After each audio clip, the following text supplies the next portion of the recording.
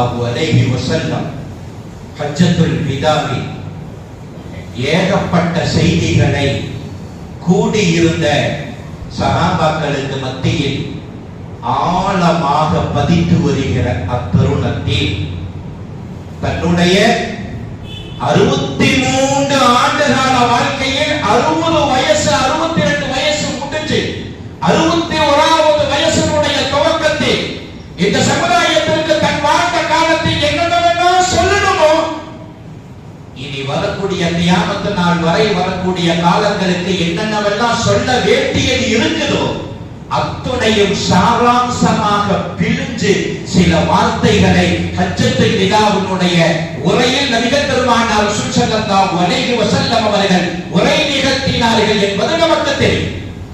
அந்த உரைகளில் பேச வேண்டிய பல்வேறு வகையான பிரச்சனைகளில் நபிகள் பெருமானார் ரசூல் ஸல்லல்லாஹு அலைஹி வஸல்லம் அவர்கள் குடும்பத்தினுடைய பிரச்சனையை கையில் எடுத்து ஒரு கணவனுக்கும் மனைவிக்கும் சுருக்கமாக ஒரு நிமிடத்தில் என்ன சொல்ல வேண்டும் அதை சொல்லி கொடுத்தார்.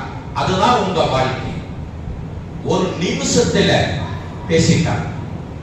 அந்த ஒரு நிமிஷத்தினுடைய பேச்சு தான் உலகம் முழுக்க வரக்கூடிய முஸ்லிம்களுடைய வாழ்க்கைக்கு அது ஒன்றுதான் போதுமானது.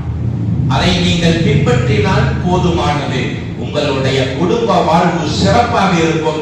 கணவனுடைய கடமை, மனைவியினுடைய கடமை, மனைவிக்கான உரிமை, கணவனுக்கான உரிமை. அந்த ஒரு செய்தியிலும் இன்ஷா அல்லாஹ் சொல்கிறேன்.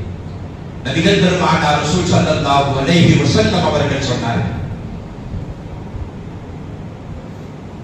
فَإِنَّكُمْ أَخَذْتُمُوهُنَّ بِأَمَانِلَّهِ.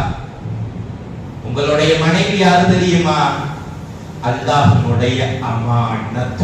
முதல்ல நபிகள் பெருமானார் ரசூல் ஸல்லல்லாஹு அலைஹி வஸல்லம் சொன்னார், فَإِنَّكُمْ أَخَذْتُمُوهُنَّ بِأَمَانِلَّهِ. அல்லாஹ்வுடைய அமானத்தை நீங்க கையில வாங்கி இருக்கீங்க. நான் என் மனைவியை ஏத்துக்கிறேன், அல்ஹம்துலில்லாஹ், சம்மதம் என்று சொன்னது நபிகள் பெருமானார் ரசூல் ஸல்லல்லாஹு அலைஹி வஸல்லம் சொன்னார்கள், அல்லாஹ் உங்களுக்கு தந்திருக்கிற அமானத். இந்த அமானத்தை நீங்க கையில வாங்கி இருக்கீங்க. மனைவி என்பது அமானத். இந்த அமானத்தை நாம் பேணி பாதுகாக்க வேண்டும். அது வேறு தலைப்பு. அந்த தலைப்புக்குள் போகல, அமானத்து சம்பந்தமான தலைப்புக்குள் போகல.